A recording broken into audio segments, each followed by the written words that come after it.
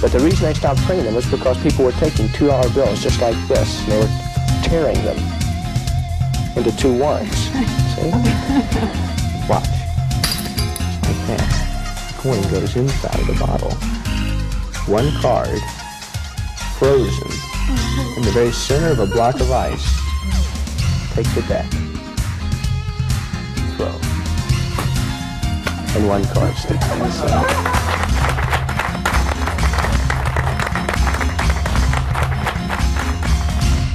This is a good trick. This is one of my favorite tricks. This is one of my favorite tricks, and you get to pick a card in this trick. So I'm going to do it real fair. So what I'll do is I'll just dribble the cards down just like that.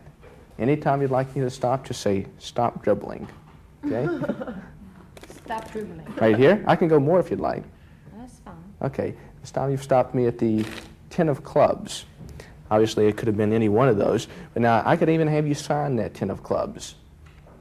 But you might think that I'm a forger. So rather than have you sign that 10 of clubs, I want to tear a corner from it. I want to tear the corner from this 10 of clubs. And in this way, you'll be able to identify this card the same way that your thumbprint identifies you. It'll be proof positive identification. Wouldn't you agree? Right. Good. Glad.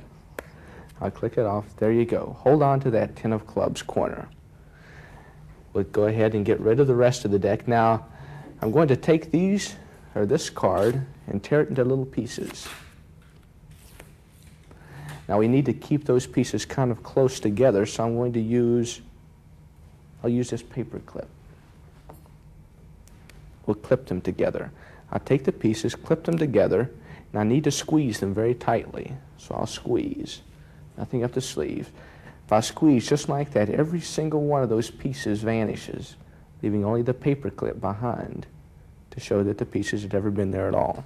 Now, I could reproduce those pieces one at a time if I wanted to. Maybe you just think I was hiding them from you. It would be better to reproduce that card completely restored except for that one piece which you used to identify it with. And I'll do that for you if you'll answer a question. It's an easy one. Does the word icicle appear on this box anywhere?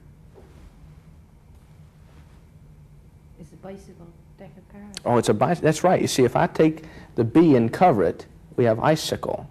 Right. See, it's not a bicycle, it's a B-icicle deck. And for every B-icicle deck, I'll put this up here to open it out on, we have a B-iceberg, you see? 1 card, frozen, in the very center of a block of ice.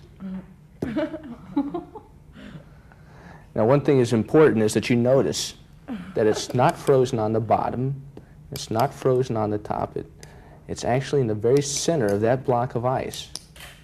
But one thing is crucial, and it's that corner. See, if that corner doesn't match that card exactly, then the trick is a farce instead of a miracle. See? Because it has to come directly from that card. Are you ready? So what I'll do is I'll chip the ice from around that corner and ask you to confirm it. Was that the corner torn directly from that card? Yes, it is. How about that? You can put this in your purse and take it home Thank with you you. very much. How are you? Fine, thank you. It's a good seat, isn't it? It sure is. See better from back there. Well, it's a pleasure to be with you all, and I have something, well, perhaps I should have prepared this well in advance, but this is something that I came up with in the past couple of days, and I think you might be kind of interested in. I came up with it when I was having lunch, and I think about magic a lot, and I thought, well, I'll do a trick with everyday objects, something that I used, for example, when I was having lunch. And maybe it's just the way that my mind thinks, but I came up with a very simple plot, okay? So all we'll have to follow in this particular case is a little cork ball. Actually, it's a little rubber ball covered with a little knitting of some sort there. Now, the plot here is really very simple. In this particular one, all you'll have to do, at one time or another, the ball will either be in the can or it'll be out of the can. But whenever it happens, it'll happen by magic. So some magic will take place. It's not necessarily a gambling game. So, for example, in this case, I place the ball inside the can. All I have to do is touch the end of the wand like this and wave and tap, and the ball comes out of the can like that at the tip of the wand, leaving, of course, the can perfectly empty. Now, you can do the exact same thing in reverse. For example, in this particular case, I can take the ball, tap it with the wand, it completely disappears, only to reappear back inside the can. You see, it goes in reverse. Comes out and it goes back in. But I'll make it a little simpler for you. In this particular case, I'll take the ball and place it inside of the pocket, and still it comes back to the can. I'll even put the lid on top of the can like this. I'll place the ball in the pocket. And even with the lid on, the ball comes back like, oh, wait a second.